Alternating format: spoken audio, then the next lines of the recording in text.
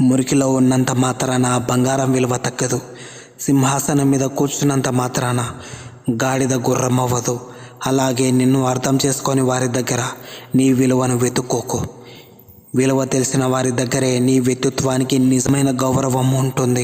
అలాగే అనవసరంగా మాట్లాడడం కంటే నిశ్శబ్దంగా ఉండడం గొప్పది. ప్రతిసారి స్పందించాల్సిన అవసరం లేదని కాలమే నేర్పుతుంది. ప్రతి మనిషిని సంతోషపెట్టలేమని, ప్రతి బాధని చెప్పుకోవాల్సిన అవసరం లేదని, ప్రతి సమస్యకు వెంటనే సమాధానం దొరకదని జీవితంలో నెమ్మదిగా అర్థమవుతుంది. ఒకప్పుడు అందరి అంగీకారం కోసం వెతికిన మనస్సు తన ప్రశాంతత కోసం మాత్రమే వెతుకుతుంది.